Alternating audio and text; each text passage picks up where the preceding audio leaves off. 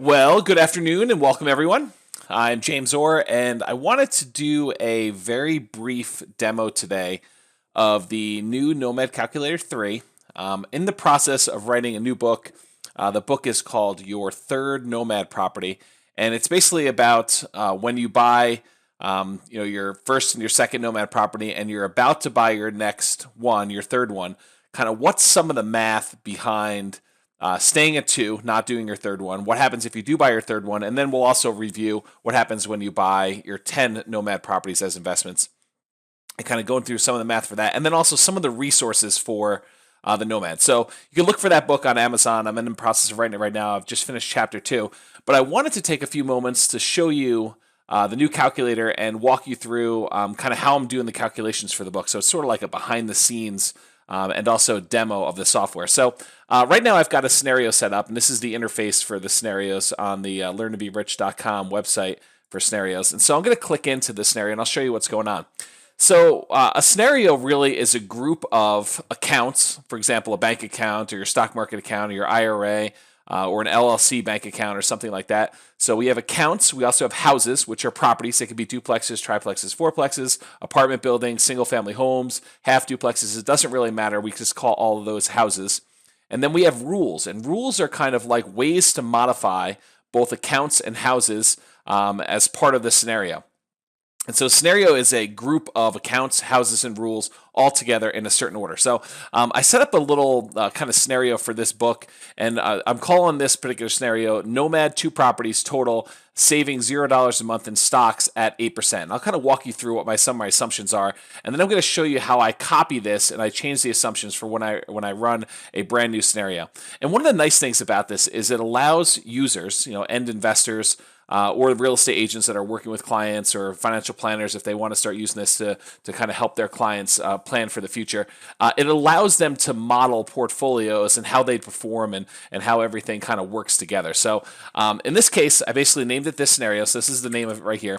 The number of months, I'm going to run this one for 480 months or 40 years.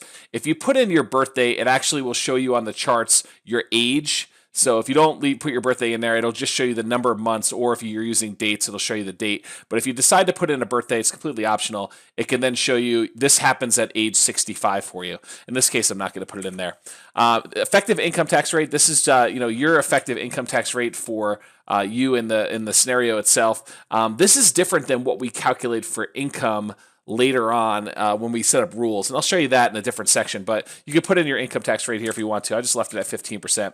And then inflation rate. Inflation rate is like, what's a dollar worth 5 years from now, or 10 years from now, or 15 years from now? What are we assuming inflation is going to be in the system? And if you don't know any better, I'd use 3%, but you can kind of model this whatever way you want. We're using 3% for this one. We're not doing any Monte Carlo scenarios on this yet, although I may show that in a new video, but we do have the ability to do Monte Carlo simulations with this, but right now we're not going to do it, so I'm going to kind of ignore this section. So the accounts. So in this particular scenario, I should say, we have primarily the stock brokerage account at 8%. Every single scenario has what we call a default cash account. So if you don't add additional accounts to your particular scenario, then we have a default kind of catch-all bucket account that we use for storing any cash transactions. Or if a particular bank account does not have enough money in it, we will default and withdraw that money from the cash account. And so the cash account can actually go negative, which means you need to add money to the system. Or if it's positive, it means you have extra money sitting in the system from somewhere else. For now, though, we're really using the stock brokerage account at 8%. In the book, I explain my assumption as to why I used $40,000 as our initial amount in that particular bank account. Right now, I'm not going to go into the details on that, but realize that in this particular scenario, we started with $40,000 in a stock brokerage account, and we were assuming that that stock brokerage account was earning 8% return on our money. And so I know that seems optimistic for some of you, and some of you are like, oh, wow, I can get a lot more than 8%. Maybe. Historically, stock market returns have been around 8%, inflation adjusted, depending on what you're investing in. But it has definitely a lot of volatility. And when we model this with Monte Carlo, we enable us to be able to run Monte Carlo simulations with all that volatility in it, so you can see the impact of that. And then in this case, I'm assuming we opened the account in March. It's actually April that I'm recording this of 2018, but we assumed we opened it in March of 2018. So that bank account opened with $40,000, and that's part of our scenario here. And then the houses we have in this, we actually have two houses, and they're the same house. I should point that out. All the assumptions for them are exactly the same, but we are buying one of them immediately. So the first house we're buying, we're basically buying it as soon as we get into the scenario, as soon as it starts, and then we're living in that property for a year. If you remember the Nomad model, we move into properties as owner occupants. We get owner occupant interest rates. We can use owner occupant down payments. And then we actually live there for a year, and that's the requirement of the lender. If the lenders go and change their requirements and they say you need to live in the property 2 years, we'll change our model. But right now they're saying you need to live in the property for a year. And after a year's up, you can convert that property to a rental. You can buy another property as an owner occupant and move into that one. And so that's what we're doing. In this particular model, we're buying the property, putting 3% down, living there for a year, and at the end of the year, we're buying another property, putting 3% down, moving into that one, and converting the previous one to a rental property. And so the properties, they're valued at $328,000. This is a property located in northern Colorado. It's a property I actually bought one of 2 months ago in February. And so those are kind of the assumptions for this particular property. The rent we're able to get on this property is $1,850. I will point out, in our market, northern Colorado, it is getting harder and harder to find properties that you can buy where even if you put 20% down, you'd have positive cash flow. Right about now, we're seeing, you put 20% down on a property in northern Colorado and you're about break-even cash flow, including the benefit from depreciation. So right now, this is a pretty typical property. You could go buy one of these today. The price has gone up a little bit since I bought mine in February, but it's really close. So really, that's kind of where we are with that, and we're assuming a 4.75 interest rate. I will show you one other thing, and I'm not going to go into detail in this particular recording. I'll probably do another one where we do this, but you can model all different things with your house. So you can drill down and put in, what seller concessions you're getting, what down payment you're putting in, what your closing costs are, what the value of the land is, if you have rent-ready costs, what the appreciation rate for the houses are, what the rent is, the rent appreciation, vacancy rates. If you're getting other income on it, what that's appreciating at, your property tax percentage, your property insurance percentage, HOA fees, utilities, other expenses, and what rate they're going up, the maintenance rate on the property, if you're doing property management or not, your capital expenses. So you can model all these different things. Each individual house has the ability to do that. I will just kind of gloss over that now and say that we've kind of made some assumptions based on a real property I purchased in the marketplace. So really what we're going to be doing with this, though, is we're going to buy one house, and then a year later we're going to buy another house in this model. And then here are the rules. And so the rules kind of affect the accounts and the houses, and they allow you to do modifications. So for example, in this particular rule, the first rule we have here, we buy a house when the account has enough for a down payment. And this basically applies for the duration of the scenario, although we're only buying one of them. We're gonna apply it just to this particular scenario. You can set rules up to affect all scenarios or things like that, but in this case, it's actually only affecting this one. And then we are saying buy a 3% down Nomad property, the one we identified up here. And we are doing that from the stock market brokerage 8% account. So whenever the stock brokerage account at 8% has enough down payment, then go ahead and buy one of these properties. And so basically we say it needs to be greater than $0, and we'll adjust for inflation. That's what that IA means, but in this case, basically it's $0, plus the total cost to close. That includes the down payment and the closing costs in order to acquire that property. So in this particular example, this is the first house we're buying. We basically say as soon as we have enough money to buy this house, we should buy it. So as soon as the account balance equals enough for total cost to close, and zero, which is the baseline, and then we're only going to buy one of these properties, so max one. Okay, and you can edit these rules if you really wanted to. I'll show you kind of that. It allows you to go in here and say, when does this start? When does it end? What scenario to apply it to? Which property we're applying it to? Which account you're checking this for? What the minimum account balance has to be in order to trigger the rule? And do we or do we not adjust for inflation on that? And then how many of the properties do we buy? And then we can also decide later on if you want to be able to pull cash out from doing cash out refinances on other properties to be able to buy this property. In this case, we're not doing that. So that's basically the first rule. Then the second rule is buy a house when the account has enough down payment. And again, it's for the whole scenario. The Nomad 2 properties total saved $0 per month stocks. That's which scenario it's applying to. It's the second property, basically buying that 3% down Nomad property. It's the second one. And then the stock brokerage account at 8%. And something just for fun. I'm going to come in here and I'm going to label this property slightly different than the property we have here. So I'll go in here and I'll say, first 3% down Nomad property, and I'll call this one second 3% down Nomad property. And I'll go ahead and refresh the page and show you that the rules are there. Oh, it looks like I named them wrong. I'll go ahead and adjust them. So this one was really first, and this one's going to be second. So just adjusted those, and now you'll see that the properties are named first 3% down Nomad, and this one's second 3% down Nomad. And so this is the first one we're buying, this is the second one we're buying. And the second one, I just want to point out, we're buying this one. You have to live in the property for a year, so it doesn't do it until you lived in that property for 12 months. That's part of being a Nomad property. It's a special trigger we have in the system. And basically, once we have at least $5,000 in cash reserves, and go ahead and adjust that for inflation. So if it's 10 years from now, it's going to be more than $5,000 plus the total cost to close. That's what TC means.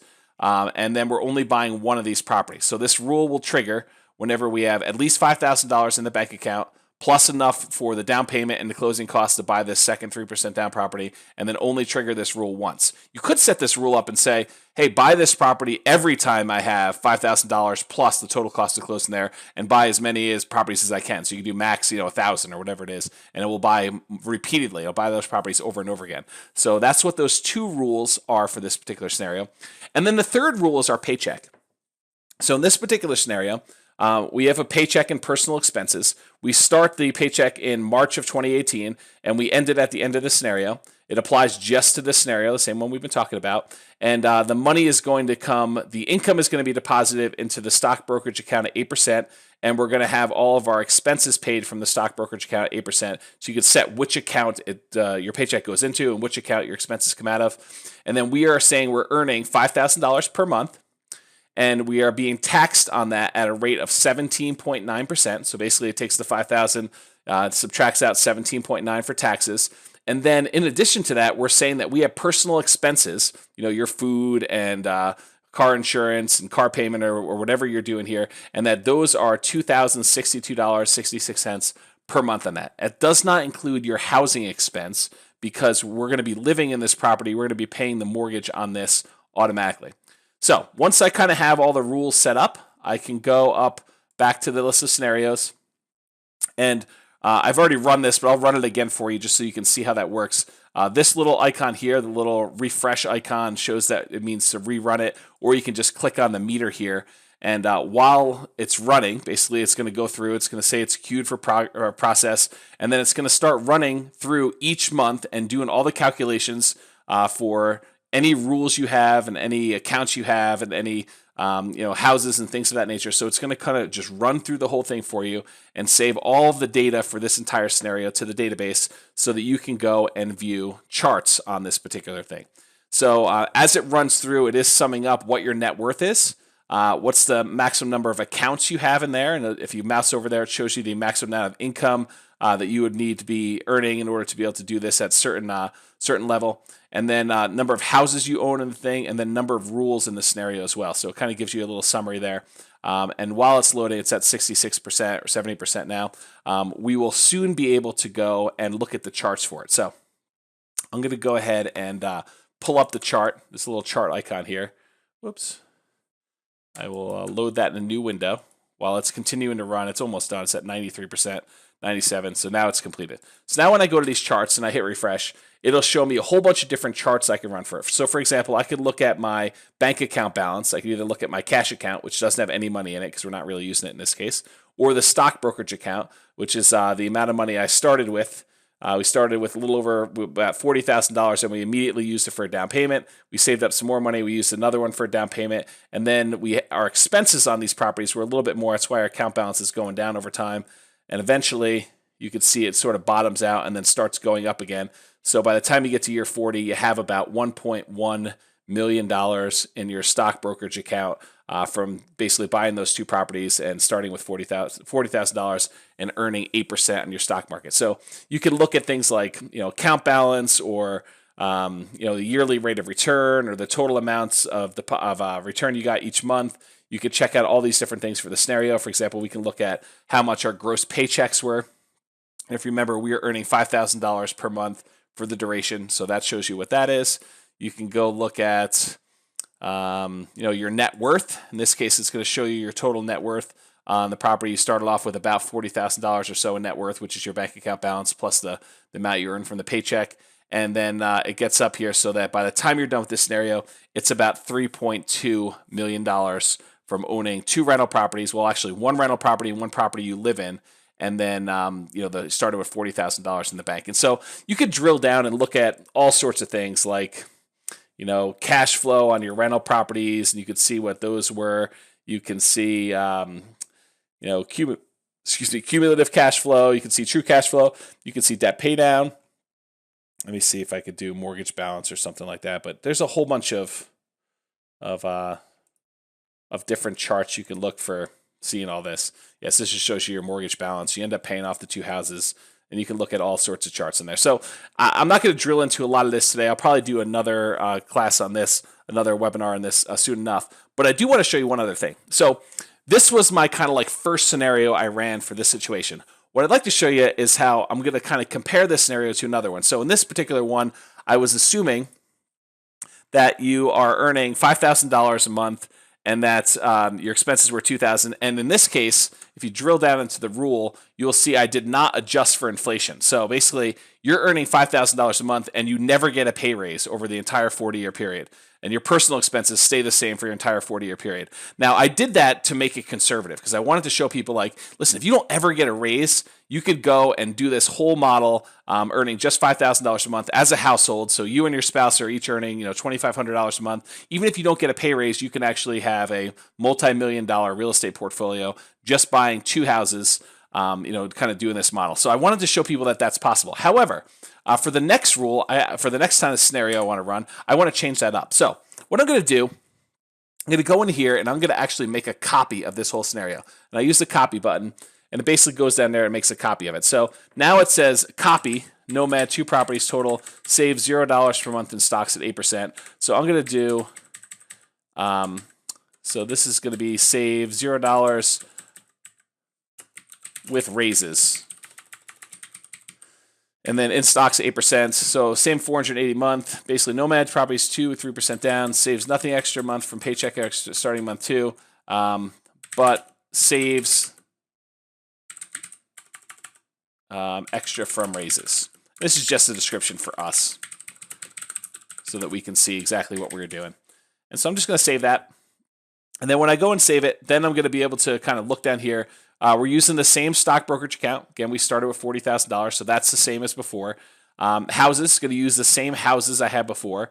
It has these new rules that we had. So basically, it has this rule for buying this house, the same house at the beginning with $0, and then we're going to do this one with $5,000 and inflation adjusted number. And then this last one, personal expenses, I want to modify this one. So this is the one where before I wasn't doing any inflation. Now I'm going to actually just turn on inflation for that. I'm going to see what difference.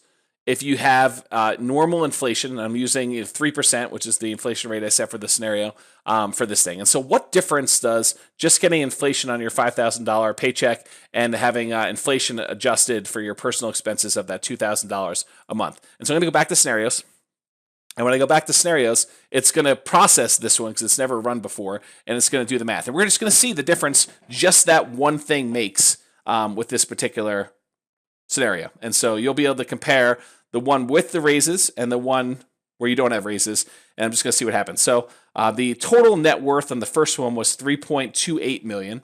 Let's see what it ends up being when you get raises here. And then maybe what I'll do is I'll drop the amount we start with. Instead of starting with $40,000, maybe I'll start with $10,000, and I will see how long it takes us with the raises to actually save up money to be able to buy the second property and how that looks. So I'll show you sort of really quickly what that looks like, and then we'll stop for today just so you can get an idea and see a tour of this. So it's at 60%, 65% right now, and our net worth is about $2 million. Now it's about 2.3, and you can see it's just kind of growing over time because we're putting money into the bank account and doing that. So what I'll do is I'll just kind of compare. It looks like our net worth is more. So we end up getting a lot more net worth when you get regular raises, which makes sense. I mean, if you're just earning $5,000 for 40 years, it's very different than earning $5,000 and getting 3% raises each year until you actually do that. So the difference is almost twice as much. So with one model, you got 3.28 million. With this model, you had 6.1 million, 6.18 million. And so I'm going to pull up just a chart or two to look at it, and then I'll quickly compare them because I'll show you can easily compare two different scenarios charts. So in this case, our bank account balance is almost $4 million from doing that, and that's really going to be the big difference. So I'll show you the paycheck though one. So this was total saved from paychecks, total gross paychecks. So remember before we had $5,000 going across. In this case, the first 2 years you're making $5,000 in month one, and then you're getting these small 3% raises such that by the time you get to the end of the first year, you're making about $5,137 per month.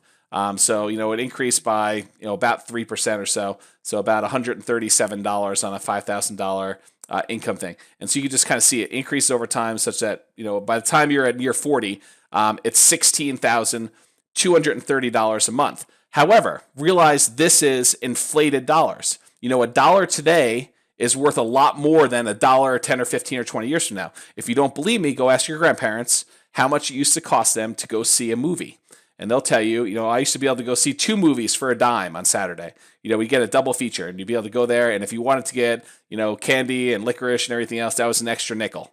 Okay, so it's like 15 cents. Today, to go to see a movie, I have no idea what it costs. I'm sort of price insensitive to that, but probably $10 or $15 to go see a movie for just one person for a single movie. And then you get popcorn and stuff, it's probably an extra $20. So a lot more.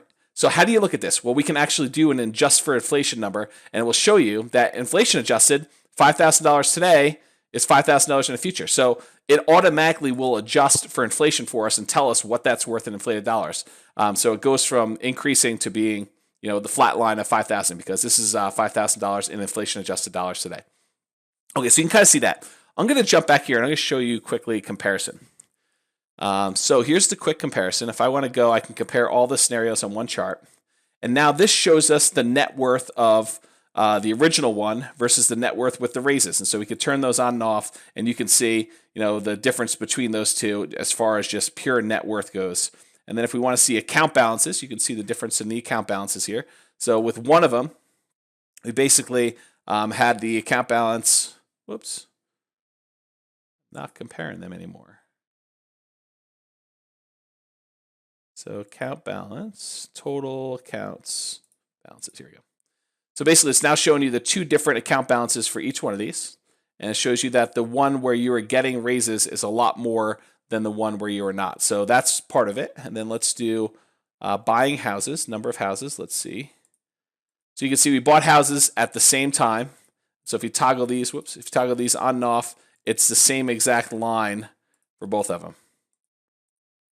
Okay, so that happens there. So what I'm going to do now to kind of adjust this, I'm going to say, let's not start with $40,000 in this particular scenario. Okay, so what I'll do is I'm going to go into this one where I have the one with raises. And instead of modifying this account, which this account is kind of shared between 2, I'm actually going to make a copy of this account. So I'll go up to accounts first. I'm going to make a copy of this account.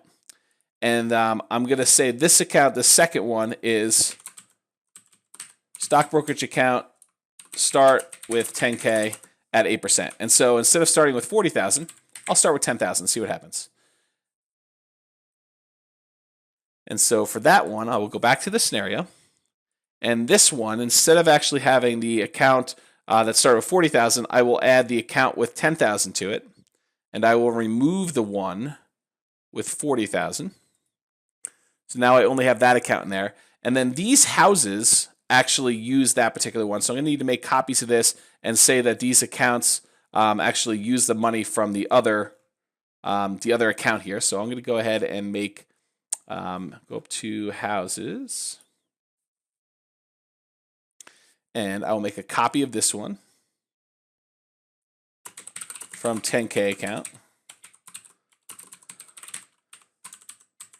And then I just go and adjust which account they're coming out of. So in this case, we're going to start the one with $10,000. And so adjust that account.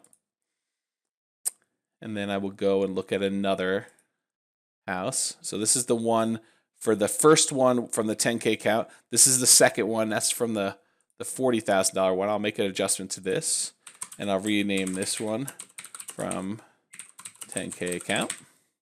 And I will adjust which account they're depositing money and which account they're withdrawing money from to support this house. So I'll do that. And so now I've got 2 different houses there. So let me go adjust my scenario. And I will adjust the rules first because I want to adjust which houses this one's buying. So this one was buying a first Nomad property, what's that property rather? This one was using the original account, so I'm going to go ahead and use the first 3K from 10K. That's what account is using, and I'm going to have it pull from the 10K account. So I just adjusted that one, and then this rule, I'm going to use the second 3% from the 10K account and the 10K brokerage account. So we adjusted those. Now go back to the rules. Oh, sorry, go back to the scenario list. And so now it's got the 10K account in there. It's using, I don't need these other ones, so I'm going to remove these ones. So now it's just using the 3K account with 3% down for the 10K account and then 3% down for the 10K account.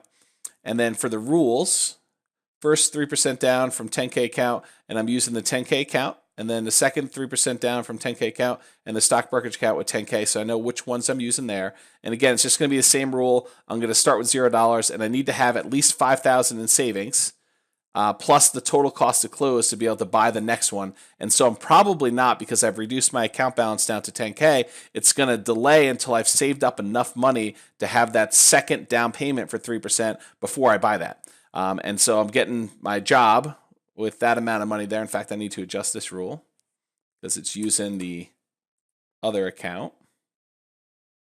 So which account to use? I'm going to use the one for 10K, and I'll use the one for 10K for expenses. Everything else is the same. All right, so now I've refreshed that, and you can see it's using the right accounts for both those. Okay, so now I've got my scenario set up. Let's go rerun this thing. I could either go back to the scenarios page and click on rerun here, or there's kind of a shortcut on this thing, which is run analysis, and then it will go back to the main page there and start running it again once I click on it. All right, so it's clicking on that. Now it's going to go through and rerun that scenario, and it'll be a little bit different than before because I don't start with $40,000. I'm only starting with 10K. And when I start with 10K, I buy a house, and it takes me a little bit longer to buy the next house because I need to save up at least $5,000 adjusted for inflation, plus the total cost to close, which is probably around $10,000 or so. It's 3% of the $328,000 house in order to get there. And so it will run that rule and tell me when I buy them, and then I'll be able to compare these two scenarios to each other to see what the difference is if I only started with $10,000, but I did make $5K a month, and I was getting raises at a regular basis on those, and what the difference is going to be between those two. So far we can tell I had two accounts. I basically was able to buy two houses, and I've still got the same three rules that I started with before. Looks like I've got a net worth of about $2.34 million, and I'm about 3/4 of the way done. 2.68, about 80% done, about 85% done, and I'm almost caught up with the other one. I've now exceeded the last net worth from the previous time I did a scenario, and so now this is 5.16 million. Remember before it was almost twice as much, so this was a little bit less net worth performance-wise, and I'll quickly compare these two to see. So here's my net worth numbers. Looks like early on, the original one where I didn't start with 10K was kind of doing better, but eventually the other one where I was getting raises actually started to outperform that over time, and eventually it pulled away. So I have a difference in net worth of 3.2 million total compared to 5.1. Let's take a look at when we bought the houses. That's kind of an interesting one to look at. Number of houses owned. So you could see in this one that my original model where I wasn't getting raises, I bought a house basically, I started off with $40,000 in the bank so I could buy the house in month 13. So if you look really close, I bought a house in month 1. I stayed in it for a year. At the end of the year, I bought another house. So now I own two houses. I moved into that new one, and I converted the last one to a rental. And so basically at month 13 is when I was able to buy that other house. Not so with the other model. The other model, I basically had a property. I lived there, and I had to stay in that house until month 75. Month 75 is like, 5.5 years, almost 6 years, actually 6 years and a couple months in before I had saved up enough money. I only started the whole model with $10,000 in my account, and I was making $5,000 a month and getting raises. And so it took me almost whatever that is, 5, 6 years, 6.5 years, in order to save up enough to be able to buy the next house. And then I bought it. And so at that point, I bought the other house. And at that point, it was, 6 years more appreciated. And, I kind of had to wait a little while to do that. And so once that was done, I bought that. And you can kind of compare the two. See, this other one, I bought it way earlier than this last one. But at the same time, when I finally was done, both of the scenarios had only 2 houses there. And so you can kind of drill down and see that. And then if I want to look, I can look at cash flow numbers. Let's take a look at what my total true cash flow is on the properties. So yeah, this shows you the cash flow, and it shows you that early on when I bought my next property, I started off with some negative cash flow on that one. And this is when I bought my next property. I had a little bit less negative cash flow. And then I had negative cash flow here until I finally got positive somewhere in here. This is the 0 line. And so 0 looks like they both went positive around month, 96 or so. And then they kind of went stair step in parallel. Over here, one of them actually got rid of the depreciation benefit, the tax benefit from depreciation. And then in month 360, I ended up paying off both the houses. Now, why am I paying off both the houses at the same time? It's because I bought both of those houses the first month. This was the house that we converted to the rental one was the one we both bought immediately and we moved into first. So those are the ones that were the rental property and why they were kind of boosted there. And then eventually, you have properties here that are just cash flowing from not having a mortgage. So that's the demo for today. If you are interested in checking this out on your own, you're welcome to go to the learntoberich.com website. It's a bunch of articles and content up there. And if you decide you want to get access to the calculator yourself, you're welcome to upgrade your account and try that out. Put in your own scenarios, model, buying houses at irregular intervals or buying, 5 or 10 or 15 houses because it's super easy. I'll just do one more quick demo. If you want to go model, put in whatever houses you want here, but let's pretend for a second. I'll change this back later. We're going to go ahead and say, instead of just buying one house, let's say we're going to buy up to 10 of these houses and see what that looks like. So all I had to do is convert that from buying one house with this rule, and then I'm going to buy 10 houses. I'll rerun that. And I remember I had 5.16 million is how much it was.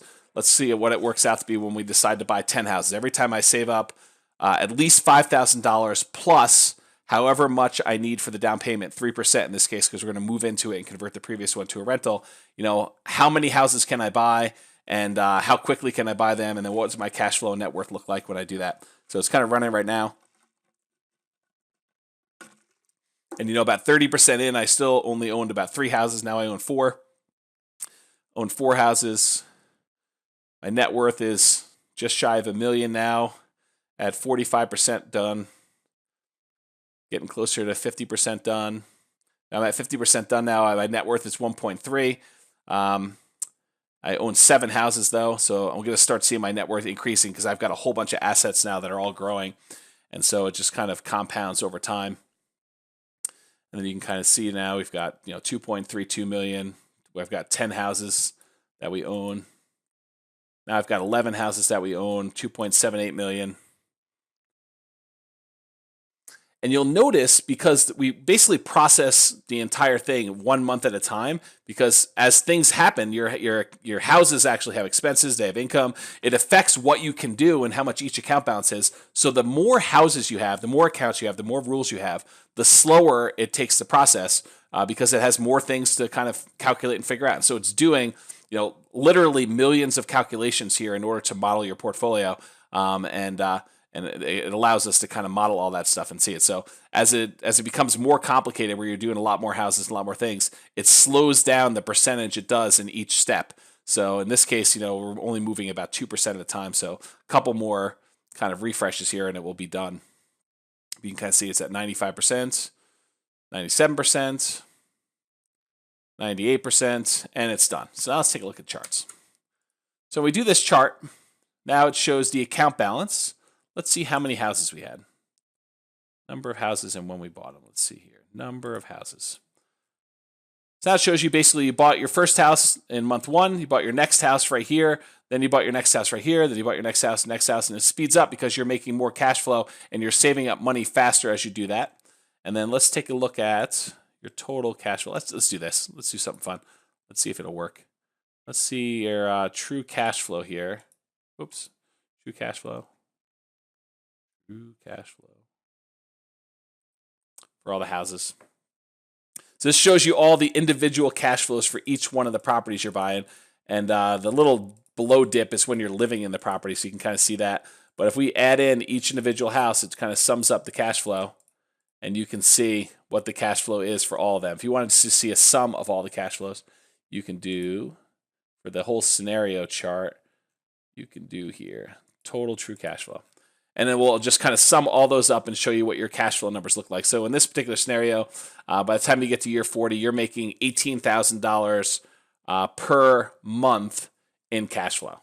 And so that's your cash flow number for when you combine all the properties. You can kind of drill down and look at this. And your total net worth, go look at the chart, or we can go right here. So our total net worth is $12.13 million. Again, starting with a single $10,000, buying houses and kind of repeating the process as we get enough for $5,000 in reserves, and doing that, you can kind of see those numbers. So anyway, I hope you enjoyed that demo. If you want to try it out on your own, enter in your own properties, do your own analysis on your own portfolio, kind of run what if scenarios. What if the market doesn't go up by 3%? You can kind of model all that. And see what happens, or what happens if I don't get 8% in the stock market. You can model that, or if I have better houses or worse houses in my market, then you just model for yours. What does that all look like? This allows you to do all that. So hope you enjoyed it. Feel free to check out learntoberich.com, and you can upgrade your account to use the Nomad calculator to do your own scenarios. And I'll continue to do some more videos and some more tutorials on this as well. Thanks so much. Bye bye for now.